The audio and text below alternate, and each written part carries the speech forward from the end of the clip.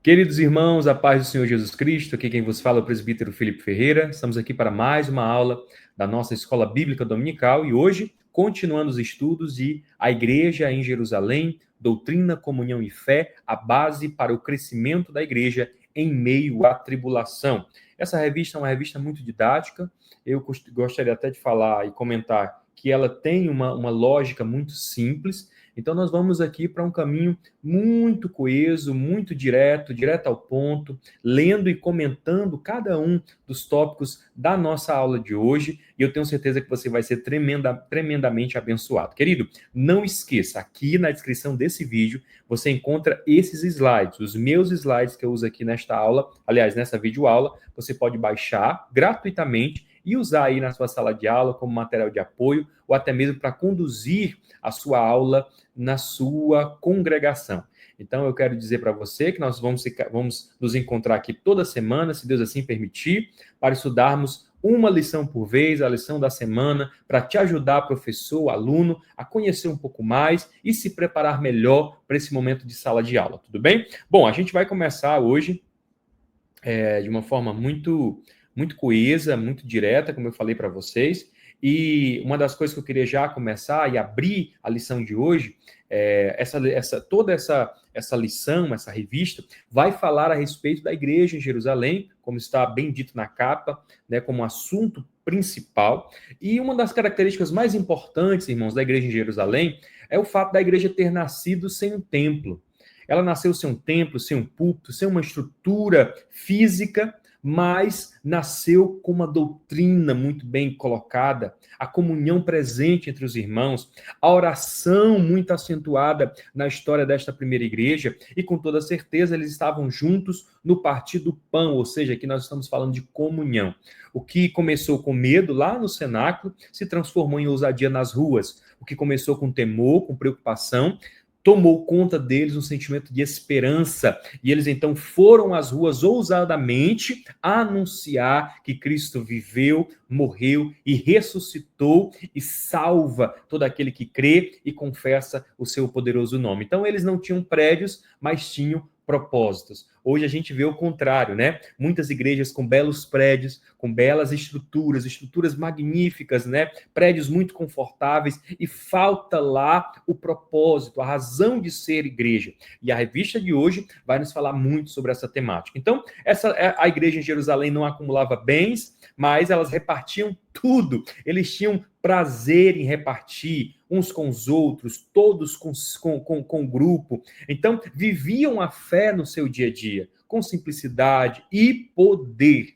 E aí nós falamos na última lição que o Espírito Santo vem habilitar a igreja para dar poder à igreja, para cumprir essa preciosa missão, que é anunciar Jesus nos quatro cantos da terra. Então, a unidade foi o solo onde o Espírito desceu, e a comunhão foi o cimento que manteve a igreja viva, ou que mantém a igreja viva. Então, esse é o modelo, esse é o chamado. É justamente na lição de número 2, que tem por título A Igreja de Jerusalém, o modelo a ser seguido. Queridos, o textuário vai nos dizer, Atos 2:42, ele diz, e perseveravam na doutrina dos apóstolos, na comunhão e no partir do pão e nas orações. Perceba, doutrina dos apóstolos.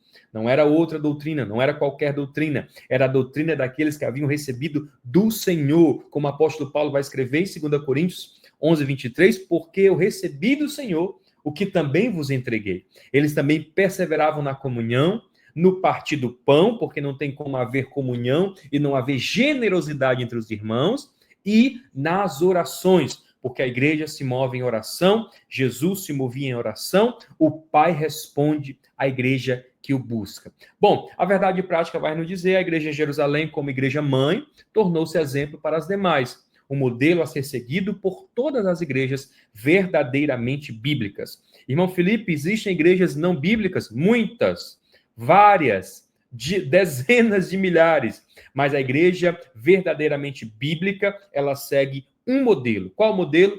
O modelo da igreja primitiva, a igreja em Jerusalém, e nós vamos aprender um pouco mais a respeito disso. Então, uma igreja bíblica, queridos, não se mede por multidões ou estrutura, mas pela fidelidade à palavra, pela comunhão sincera e pela vida de oração constante. Então, como é que a gente sabe que aquela igreja é bíblica? Como é que a gente sabe que aquela denominação tão grande, tão pomposa, tão poderosa, ela é genuinamente bíblica?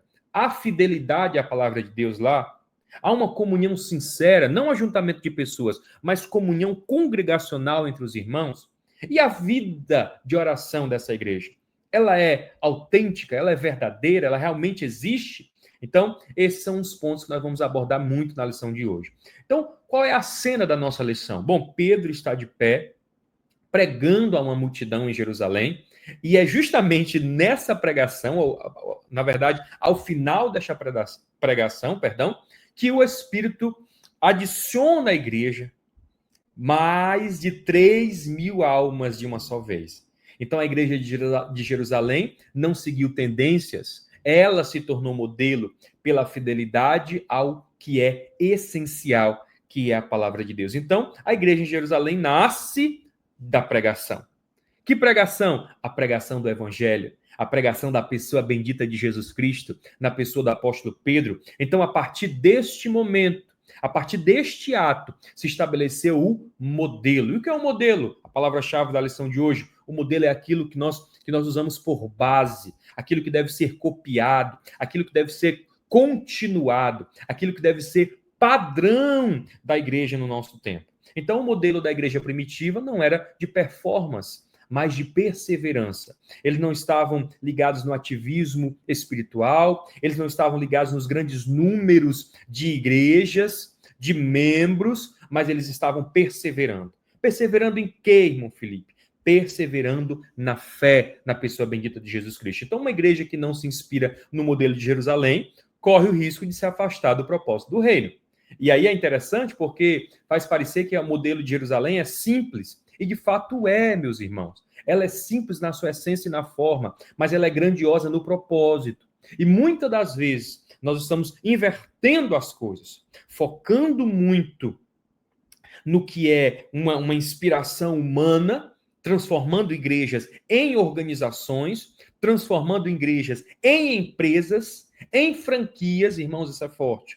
E esquecendo que o modelo da igreja que nasce em Jerusalém, ela tem um propósito claro, o propósito do reino, não de homens, mas da pessoa bendita de Jesus Cristo. Então a introdução vai nos dizer, por ser a igreja mãe, Jerusalém tornou-se o modelo para as demais igrejas que foram implantadas. É de Jerusalém que partem as decisões que buscam, por exemplo, disciplinar e padronizar determinadas práticas cristãs. A igreja de Jerusalém já nasce forte, sendo de origem divina, cheia do Espírito Santo e supervisionada pelos apóstolos. Está fraco aí o negócio? Essa igreja é bem alicerçada. Isso fica claro no ministério da palavra, a quem os apóstolos se devotaram inteiramente e ao exército dos diversos dons que abundavam no meio. É, portanto, uma igreja da palavra e do Espírito. E, mais ainda, é uma igreja onde a observância das ordenanças de Cristo é praticada na esfera do culto cristão. Assim, a igreja cristã primitiva exibe marcas que se tornaram um padrão para todas as igrejas em todas as épocas e lugares. Irmão Felipe, qual é o modelo bom, né, de ser igreja? Esse modelo. O modelo da igreja em Jerusalém. Eu digo isso, meus irmãos, porque eu vou trazer aqui muitas coisas que eu tenho conhecimento, não só de ouvir falar, mas de alguma forma ter acesso a isso. Hoje existem mentorias para se abrir igrejas. Hoje existem cursos para planejar, planos de como é que chama? Eles chamam de planos de comunicação para a igreja, planos de expansão para igrejas, planos de negócio para a igreja. Então, a gente está buscando referenciais externos para uma obra divina. E que obra é essa? A obra do reino de Deus. Então, o modelo que nós temos que entender é que a igreja em Jerusalém se torna, portanto, um modelo de equilíbrio entre doutrina, poder e prática comunitária. Perceba esse tripé: doutrina dos apóstolos, na pessoa bendita de Jesus Cristo, poder do Espírito Santo, que se tem em comunhão, em busca, em perseverança, em santidade e prática comunitária, que eles não estavam só reunidos, eles estavam juntos, eles estavam unidos, eles estavam ligados por um só propósito, vivendo o dia a dia deles na comunidade e louvando a Deus na rotina de ser e viver a palavra de Deus. Então, uma igreja com sólidos alicerces, uma igreja com fundamento doutrinário. A igreja de Jerusalém era uma igreja bem doutrinada. Lucas diz que antes de ascender aos céus, Cristo Deus deu mandamentos pelo Espírito Santo aos apóstolos que escolhera. Uma igreja genuinamente cristã reflete a prática e os ensinos dos apóstolos. É exatamente isso que o livro de Atos diz da primeira igreja. E perseveravam na doutrina dos apóstolos. Atos 2:4-2. Uma igreja só pode ser considerada genuinamente cristã quando ela consegue ensinar a doutrina ensinar e doutrinar, seus membros de tal forma que eles passem a refletir o caráter de Cristo. Queridos, a igreja genuinamente cristã, a igreja genuinamente bíblica, ela não está baseada na personalidade do seu pastor, ela não está baseada na personalidade cultural daquele ambiente, não. Ela está baseada na doutrina de Cristo e, consequentemente, cada um que foi ensinado e doutrinado nas Escrituras, essas pessoas se tornam aptas a refletir o caráter de Cristo e fazer discípulos. Então nós temos que entender que a igreja em Jerusalém tinha como base a doutrina dos apóstolos, que foi transmitida fielmente como um legado vivo. Não era só daquilo que eles ouviram e viram, era daquilo que eles ouviram, viram e participaram. Então, Cristo, antes de ascender, de voltar ao Pai, deu instruções claras aos seus discípulos para que ensinassem a verdade sob a direção do Espírito Santo, para que ensinassem a verdade. Queridos, a verdade de Deus não pode ser negociada, não pode ser subjugada, não pode ser adulterada, ela precisa ser pregada na íntegra, porque a perseverança nessa doutrina garantiu que os cristãos daquela igreja refletissem o caráter e os ensinamentos de Jesus, formando um corpo unido em fé e prática correta. Irmão Felipe, existem práticas incorretas no corpo da igreja? Muitas, várias, dezenas. E todas essas más práticas, e práticas muitas das vezes até pecaminosas, antibíblicas, elas acontecem porque não há doutrina. Queridos, eu sou crente desde a minha infância. O Senhor Jesus me alcançou, eu ainda criança. E o culto de doutrina, ele sempre foi visto como um culto de quinta. Não sei como é aí na realidade do seu município, você que me assiste em qualquer lugar do Brasil e do mundo, por que não? Mas aqui, onde nós congregamos, em Fortaleza, no Ministério Tempo Central de Messejana, os cultos nas congregações de doutrina eram às quintas-feiras. E aí as pessoas brincavam, né? O culto de quinta, é um culto de quinta. Como se fosse um culto diferente dos demais. Como se fosse um culto assim, é um culto desprestigiado. Quando, na verdade, meus irmãos, a doutrina é aquilo que mantém a igreja. A doutrina é aquilo que mantém a fé e a prática correta dos ensinos da Escritura. Então, a perseverança nessa doutrina que garante que a igreja permaneça de pé. Então, hoje em dia, hoje uma igreja sólida não se constrói apenas em eventos ou carisma, mas em ensino consistente e bíblico. A fidelidade à palavra deve ser prioridade, formando discípulos que manifestem na vida diária o caráter de Cristo.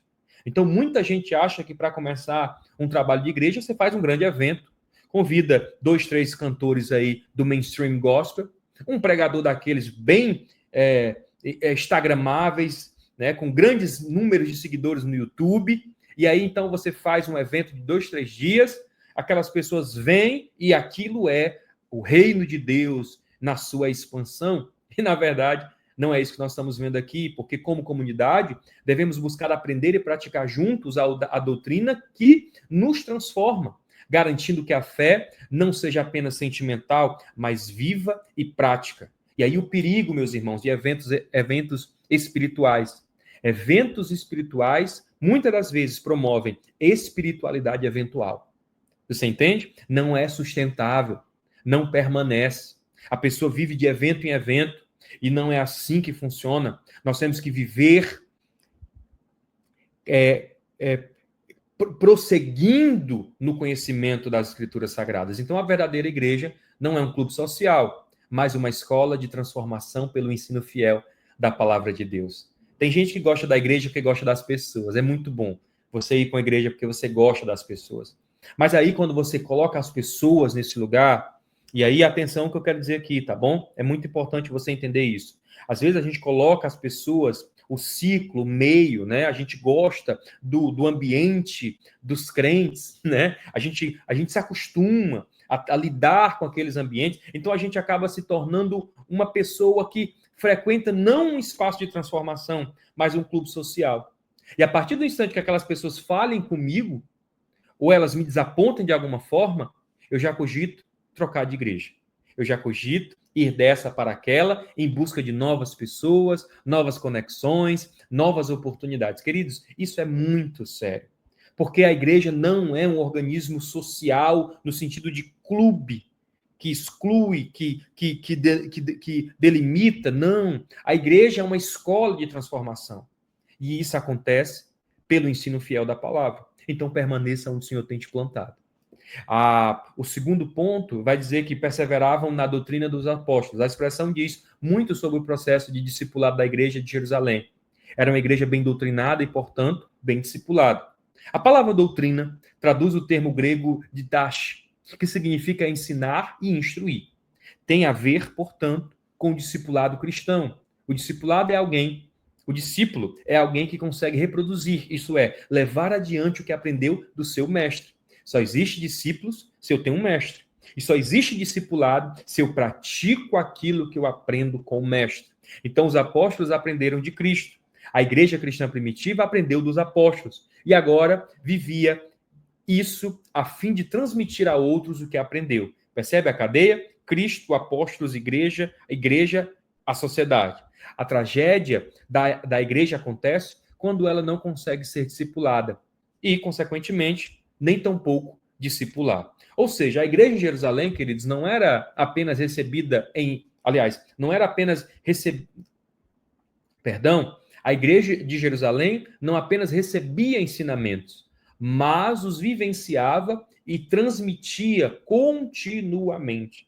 Elas não retinham o que elas aprendiam. Elas reaprendiam e fazia com que aquilo que fosse aprendido, né, fosse então derramado sobre outros. Então, ser discípulo é assimilar os ensinamentos do mestre e reproduzi-los, formando uma cadeia de transmissão pela fé. A igreja que perde essa dinâmica, perde sua essência e, consequentemente, a força. Queridos, entenda algo. O que define um cristão é o nível de doutrina a qual ele é exposto. O que define a vida espiritual de alguém é o quanto que aquela pessoa consegue assimilar os ensinamentos de Cristo da maneira correta. E a gente não vai conseguir aprender, meus irmãos, a respeito da palavra de Deus com cortes no TikTok, com videozinhos no Instagram, com pregações, seja quais forem, no YouTube. Não. É preciso estar no ambiente da igreja, na escola bíblica dominical, no culto de doutrina, nos cultos de celebração, e investir no conhecimento. Então nós temos que entender que sem discipulado, a igreja vira memória de fé, ou seja, ela vira um monumento, não mais um movimento. Ela acaba não sendo aquilo que ela foi criada para ser, um agente de transformação. Então nós temos que entender que só existe transformação quando há discipulado. E isso mede a qualidade da nossa igreja nesse tempo. E aí o ponto 3 vai dizer uma igreja relacional e piedosa. A igreja em Jerusalém perseverava na comunhão. A maioria dos intérpretes entendem que a palavra grega koinonia, traduzido aqui como comunhão, é uma referência às relações interpessoais dos primitivos cristãos. A primeira igreja era, portanto, uma igreja relacional. Assim, perseveravam na comunhão tem sido de se dedicar à construção de bons relacionamentos. Tem um sentido, né? Tem a ver com o modo de vida dos crentes. Sem o cultivo de relações interpessoais fortes, a igreja cai em um mero ativismo. Há muita atividade, mas sem calor humano, que caracteriza a verdadeira vida cristã. Isso é verdade. A mesma igreja que perseverava na doutrina dos apóstolos e na comunhão era a mesma igreja que vivia em oração. A igreja de Jerusalém orava. Assim, Pedro e João foram ao templo na hora nona, a hora da oração. Os apóstolos estabeleceram como prática dedicar-se à oração. e a igreja, reunida na casa de Maria, mãe de Marcos, se dedicava em oração. Então eles estavam juntos, irmãos. Não era só no partir do pão, e aqui um pouco mais à frente nós vamos entender o que significa literalmente esse partir do pão. Mas eles estavam juntos não para conversar sobre os assuntos da vez, eles não estavam juntos só para rir, eles não estavam juntos só para jogar a conversa fora, por mais que seja muito bom o tempo de mesa com os irmãos, eu aprecio muito, mas eles estavam juntos na prática do motor da vida do crente, que é orando. Então eles estavam juntos orando, eles estavam juntos buscando a Deus. E aí a gente vai entender que a palavra grega koinonia, traduzida como comunhão, indica uma profunda conexão interpessoal entre os membros da igreja de Jerusalém. Eles eram, de fato, uma irmandade. Eles estavam trocando entre si não apenas o conhecimento da palavra, mas também vida social. Não era apenas reunião física, mas um comprometimento de vida, envolvendo cuidado mútuo e amor prático. Essa comunhão era acompanhada de uma vida intensa de oração. Ou seja, a igreja não vivia só na atividade, mas na intimidade com Deus. Queridos, esse é um ponto importante. Muita gente vive na atividade, mas abriu mão da intimidade. Muita gente vive na performance e abriu mão da entrega e da vida em oração.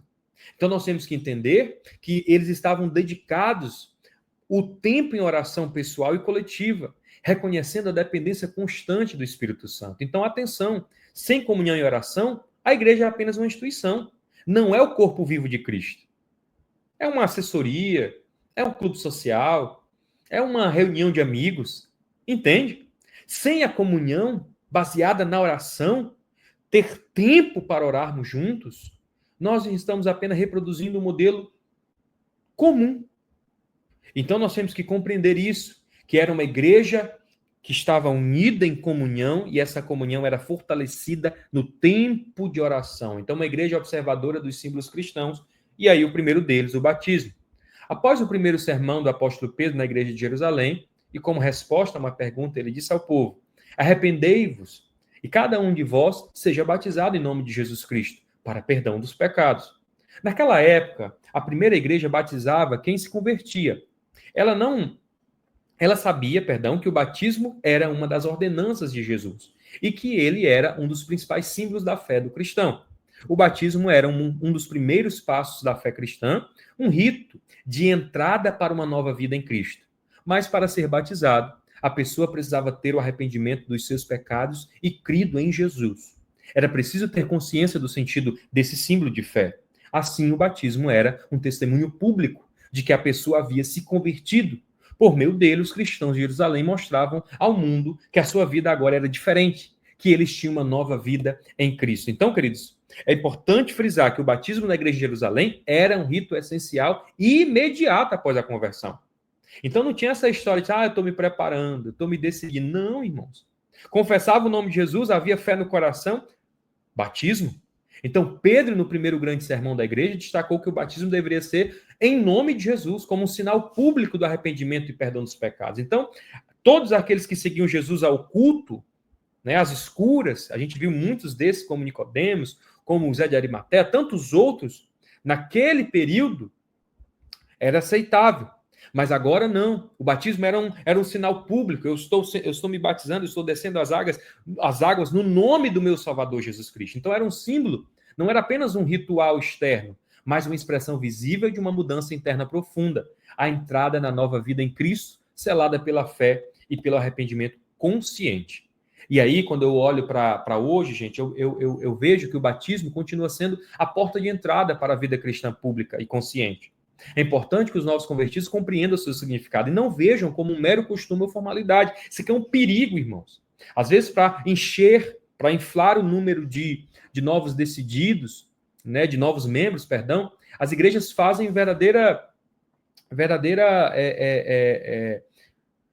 campanhas de batismo, mas sem a consciência dos batizandos. Então, a igreja e líderes devem ensinar o valor espiritual do batismo e acompanhar os novos cristãos para que a sua fé se fortaleça a partir desse momento.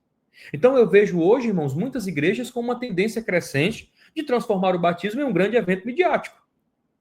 Igrejas, irmãos, que fazem do batismo um show, com luzes, câmeras, superprodução audiovisual elaborada, sabe?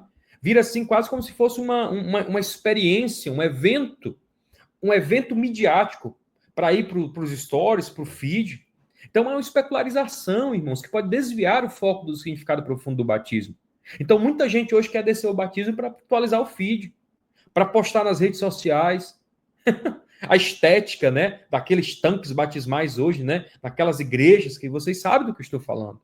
Então é interessante isso, irmãos, porque as pessoas perderam um pouco a ideia da profundidade do batismo, que é o arrependimento, a morte para o velho homem e a nova vida em Cristo.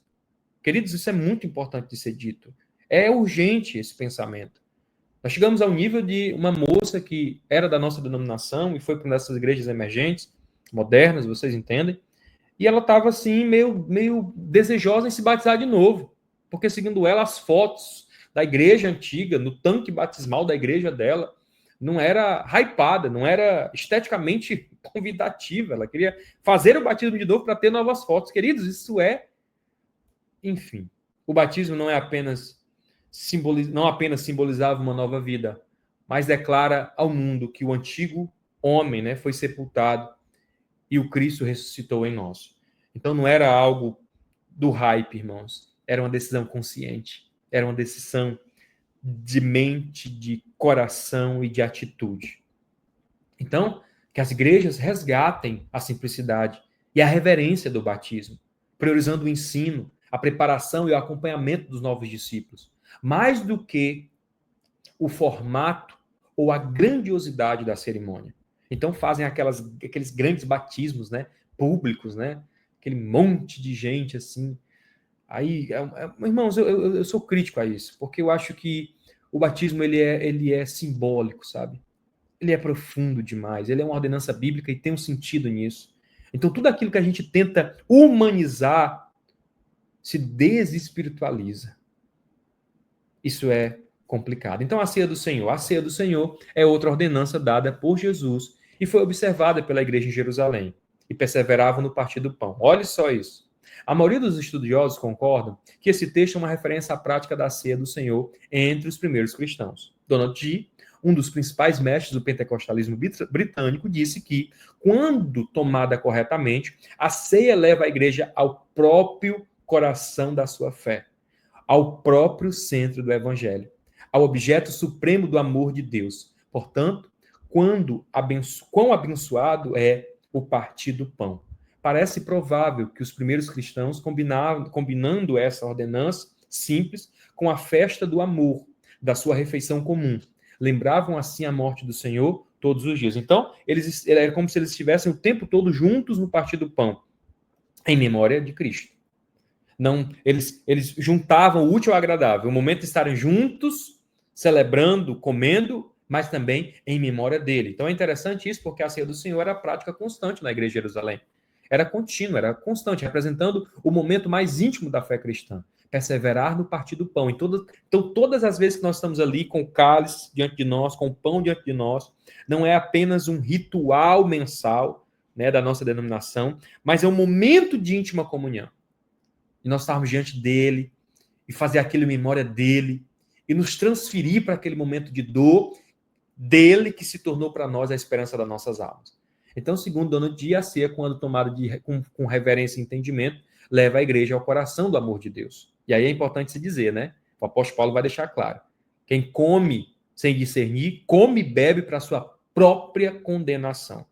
Queridos, quão grave é o que eu vejo, né? Não há referência, não há nenhum texto bíblico que aponte para o batismo, como o batismo ser uma condição para se tomar a ceia. Realmente não há. Não existe essa referência direta. Mas com toda certeza, irmãos, a ordenança é clara. A ordenança é clara. Quem come e bebe sem discernir o corpo e o sangue, come e bebe para a sua própria condenação. Então a ceia do Senhor não é um ritual qualquer, é o encontro diário da igreja com o amor sacrificial de Cristo. E aí nós caminhamos para o final, uma igreja modelo, uma igreja reverente e cheia de dons. É dito da igreja de Jerusalém, em cada alma havia temor. A palavra grega traduzida como temor é phobos, que também significa reverência, respeito pelo sagrado. Havia um forte sentimento da presença de Deus. Havia um clima da presença do sagrado, do que é santo, o mesmo sentido que teve Moisés quando o Senhor mandou tirar o sapato dos pés, porque o lugar era terra santa. Queridos, que coisa profunda é isso aqui. Precisamos aprender com a primeira igreja. Não podemos perder o respeito pelo sagrado, queridos. Lucas destaca que muitas maravilhas e sinais se faziam pelos apóstolos. Sinais, teras e maravilhas, semeion, são as mesmas palavras usadas pelo apóstolo Paulo para se referir aos dons do Espírito Santo que se manifestam em suas ações missionárias. Os dons espirituais ornamentavam a igreja primitiva. Os dons espirituais não eram apenas manifestações isoladas, mas parte integrante da vida da missão da igreja. Era contínuo, era constante, era diário. Eles fluíam nos dons, eles faziam no nome de Jesus. Irmão Felipe, por que é que nós não vemos isso hoje? Os milagres acabaram? Não, irmãos, o modelo é que não está sendo seguido. O modo em que foi desenhada a igreja não é mais o mesmo. Então, essa reverência não era um medo paralisante, não era medo, irmãos. Era consciência de que o espaço daquela obra, daquele ambiente, daquela, irmãos, a estrutura da igreja apontava para a santidade divina. Guarda o teu pé. Não é assim? Irmãos, eu fico muito preocupado com o que nós estamos vivendo e vendo no meio do povo de Deus. Eu vi coisas terríveis, irmãos, que a internet nos traz. Do púlpito servindo para todo tipo de exposição. E muitas das vezes pouca palavra de Deus. Então, é para nós um espaço, um tema muito sensível. Porque uma igreja vibrante é aquela que honra o sagrado e se deixa conduzir pelo Espírito, sem perder a simplicidade e a humildade. Ah, irmão Felipe, porque agora tem que ter o LED, tem que ter as luzes, senão o povo não vem. Queridos, é cafona, é brega, irmãos. Assim, é de muito mau gosto. Eu particularmente, queridos, eu sou um homem jovem ainda, tenho 33 anos recém-completados, mas tive meu momento assim de acompanhar as igrejas emergentes, e aqui não é uma crítica a essas instituições, porque a igreja ela é ponte, né? Ela é o melhor lugar para se estar. E que Deus usa instrumentos dos mais variados para atrair o seu povo a si. Mas eu acho, irmãos, que a nossa denominação precisa observar isso com cuidado. Existem essas igrejas, elas já estão lá. Entende? Nós precisamos estar conscientes disso. Então, a referência ao sagrado é o solo fértil, onde os dons do Espírito florescem para a edificação do corpo. Então, para a gente caminhar para o final, uma igreja acolhedora. Dentre as muitas marcas de uma igreja relevante, o acolhimento aparece como uma das principais. Uma igreja, para se tornar relevante, necessariamente deve ser acolhedora. A igreja de Jerusalém é um modelo de igreja acolhedora. Além de destacar, aliás, além de estarem juntos, o texto bíblico diz que naquela igreja todos criam e estavam juntos e tinham tudo em comum. Não é fácil partilhar, muito menos acolher. A nossa tendência é nos fechar em nosso mundo e deixar de fora quem achamos ser inconveniente. Numa igreja acolhedora, os membros se sentem acolhidos e parte do grupo. Isso é interessante porque é um fenômeno aqui que eu queria comentar. Mas antes, é importante a gente frisar esse texto. Todos os que criam estavam juntos e tinham tudo em comum. O que é esse tudo aqui, irmão? Ah, eles gostavam das mesmas pessoas? Eles gostavam... Tudo em comum é a essência do evangelho, Cristo. Eles demonstravam que esse pertencimento era real e não superficial. Se você ama Jesus, eu também te amo. Porque Cristo ama a mim e ama a você. Nós temos tudo em comum. Entende? Então a comunhão envolvia compartilhar recursos, tempo e vidas, criando um ambiente onde ninguém se sentia excluído. O acolhimento, portanto, era uma prática intencional, que ia além da mera presença física e se manifestava em cuidado e inclusão sincera. Queridos, isso é uma questão delicada, porque tem gente que também vai para um outro caminho, né? Essa pessoa não quer ser acolhida, ela quer viver o evangelho dela, o cristianismo dela, perdão, de forma isolada. Uma vez eu vi um pai de família que tinha esposa e filhos na nossa congregação, uma congregação de bairro pequena, E ele resolveu sair, e eu soube que ele tinha ido para uma grande igreja em Fortaleza. E eu nem perguntei, ele me encontrou e disse que havia deixado a nossa congregação para ir para uma grande igreja, porque ele disse que lá ele se sentia muito mais à vontade, porque ninguém conhecia ele, nem o porteiro, porque era muita gente. Ou seja, o desejo dele era se esconder no meio do coletivo, né? Porque isso é uma especialidade humana, se esconder no meio do coletivo. E isso é preocupante, porque às vezes a pessoa não se sente acolhida porque ela não se abre também. Eu não vou colocar aqui só que a igreja não acolhe, às vezes a pessoa também não se abre. A igreja precisa estar aberta ao acolhimento, mas as pessoas precisam se fazer acolhíveis. Compreende, meus irmãos? Então é um ponto de reflexão para nós. Então hoje muitas igrejas enfrentam o desafio do individualismo e da exclusão disfarçada de seletividade. Igreja com área VIP, irmãos. Tem por aí. Igreja com área VIP, com espaço reservado, né? Não, é porque aqui é uma igreja para esse, para aquele público. Não, não é nosso público-alvo não é aquele. Ser acolhedor implica em abrir espaço para todos, especialmente para os inconvenientes ou os diferentes, fazendo-se sentir parte da família de Deus. Pergunte-se, minha igreja é um lar onde todos se sentem bem-vindos? O que posso fazer para ser um agente de acolhimento? Não é só ficar na porta sorrindo para as pessoas segurando uma plaquinha. É de fato se importar. Então a verdadeira relevância da igreja se mede pelo calor do seu acolhimento, não pelo tamanho das suas portas. E aí, para fechar, ela era uma igreja adoradora. A igreja de Jerusalém era também uma igreja adoradora, louvando a Deus. Louvando traduz o verbo grego oine. Ah, não. Ai. Ixi, Jesus, misericórdia. Esse nome que está aí. Eu estou aqui, irmãos, está ruim de ler.